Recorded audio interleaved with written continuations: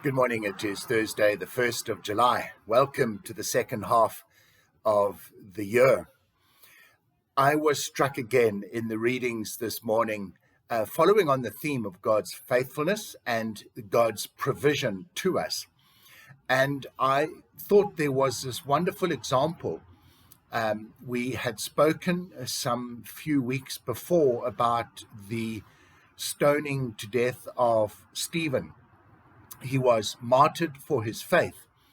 And how would Stephen have known what would happen thereafter? He, I would like to believe, had faith that God had a plan, that God was using all of this for his ultimate divine purpose. But I doubt Stephen would have had even the faintest inkling of what would happen. And in a remarkable way, the book of Acts, which we are reading, immediately continues, and we pick up the story in today's reading of an apostle called Philip, who is asked to go out. He preaches in and around the towns where he is sent, and then God sends him again. And he is out on a road, and there he meets a man in a chariot, an Ethiopian eunuch.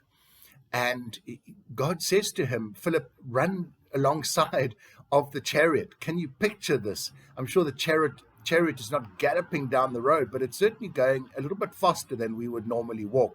And so Philip comes running alongside the chariot, and the Ethiopian eunuch is reading from Isaiah. And Philip says to him, do you understand what you're reading? It's a question, but it's also an offer to give further explanation. The eunuch recognizes this, and he says, well, it's true, I don't really understand what I'm reading. Please come and join me. So Philip scores a free ride. But actually, it's all part of God's purpose, because Philip then preaches to the eunuch, explains what it's all about, and leads him to a confession of faith. And ultimately, the eunuch says, I believe so strongly, I wish to be baptized. They happen to be passing water, and Philip baptizes him, and off Philip simply disappears. What did that eunuch think about all of this? Scripture doesn't say, it just says the eunuch rejoiced and continued on his way. And then we'll begin to pick up the reading thereafter about the conversion of Saul. Saul, of course, we know better as Paul. And Saul was a young man standing, holding the cloaks of the crowd that was stoning Stephen to death. And after Stephen's death, a great persecution broke out against the Jews. And it was Saul, to a large extent, heading that up, running around, going around into houses where there were professing Christians and arresting them and sentencing them to jail or to flogging, perhaps even to death. And all of this is happening before God's very eyes. And yet God has a plan, because Saul comes to be challenged by God, and Saul understands the terrible mistake that he has made. He understands that Jesus truly is the Messiah, God incarnate, God in human form. And Saul becomes Paul, having made his confession to Christ, and becomes perhaps one of the greatest apostles of all.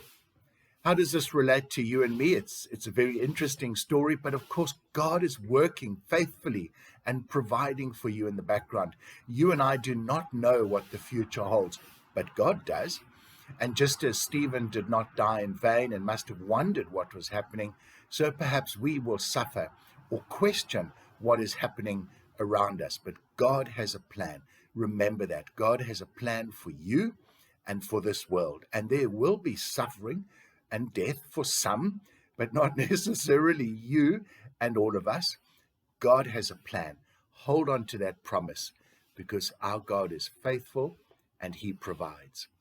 Folks, have a wonderful day, and we'll chat again tomorrow. God bless.